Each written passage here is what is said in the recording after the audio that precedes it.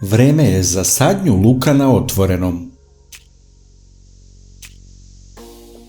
Na jesen sam posadio luk za glavice na foliji, a sada sadim luk za berbu mladog luka. Prednost je što za uzgoj mladog luka ne treba mnogo prostora i raste veoma brzo, pa je kratak period od sadnje do berbe. Mladi luk se može uspješno uzgajati na otvorenom, u plastenicima, pa čak i kod kuće ako nemate baštu. Može se gajiti kao međukultura, odnosno između redova salate ili nekog drugog povrća. Pravim alatku za sadnju luka da pojednostavim proces. Na dasku ću da pričvrstim kutije od jaja. Koristim lepak i čiode.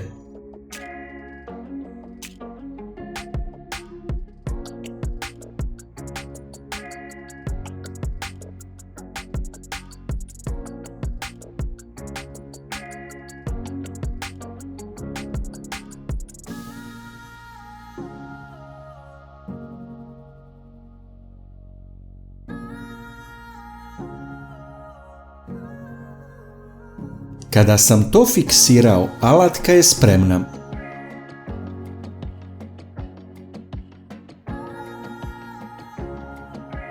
Pomoću ove alatke pravim otisak u zemlji.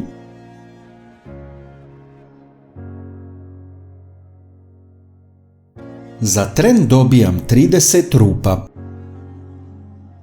Rupe su na idealnom razmaku i imaju idealnu dubinu za sadnju luka.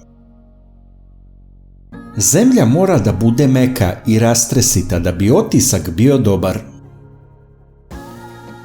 Pošto sam napravio rupe, u njih postavljam male lukove, poznate kao arpadžik.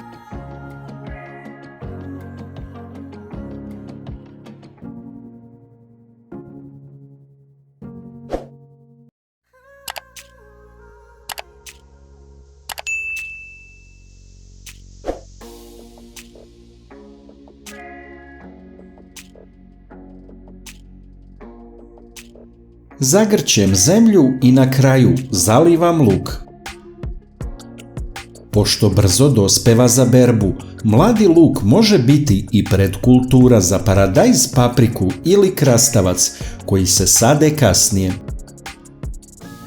Znači može se uzgajati na jednoj parceli, recimo od marta do maja, a kada ga izvadimo, sadimo na toj parceli nešto drugo. Očekujem da ću da vadim mladi luk za 30 do 60 dana. Koliko će brzo rasti, zavisi i od spoljne temperature. Međutim, period od sadnje do berbe može biti i kraći. Ako koristite tunele, odnosno mini plastenik, luk može mnogo brže da raste.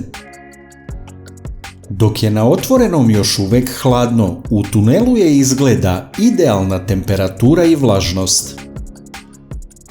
I sam se iznenadio koliko povrće brže raste unutra.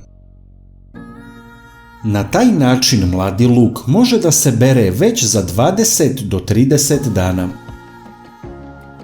Najbolje je da sada luk sadite na svakih 10 do 15 dana, onda će u tim intervalima i da dospeva za branje. Tako ćete u dužem vremenskom periodu uvek imati mladi luk na trpezi. Sadite li luk i kakva su vaša iskustva? Iz koje zemlje gledate? Luk može da se uzgaja i ako nemate baštu, pa čak i bez zemlje.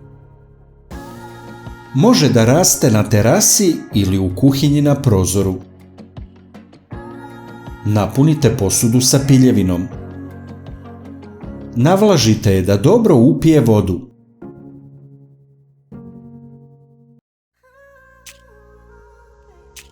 Onda luk zabijte u piljevinu.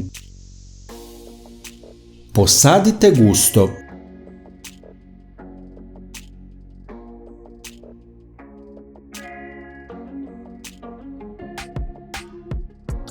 Odozgo ponovo ide sloj piljevine.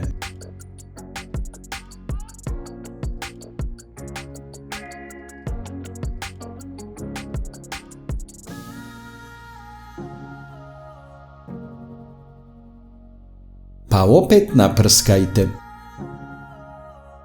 Vrlo brzo ćete imati mladi luk, samo je potrebno da piljevina bude vlažna. Kada poraste, možete seckati i koristiti samo zeleni nadzemni deo, i to više puta, jer će opet da raste. Luk također dobro raste i u plastičnim balonima od vode. Napravite rupe tako da budu ravnomerno raspoređene. Napunite posudu rastresitom zemljom. Male lukove zabadamo u zemlju gdje se nalaze rupe. Zalivanje se vrši odozgo pomoću flaše kojoj bušimo malu rupu na čepu.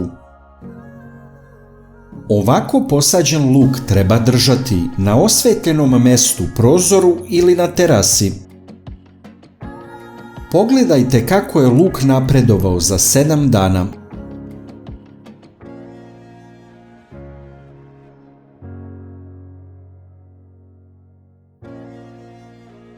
Pogledajte kako je luk napredovao za 14 dana.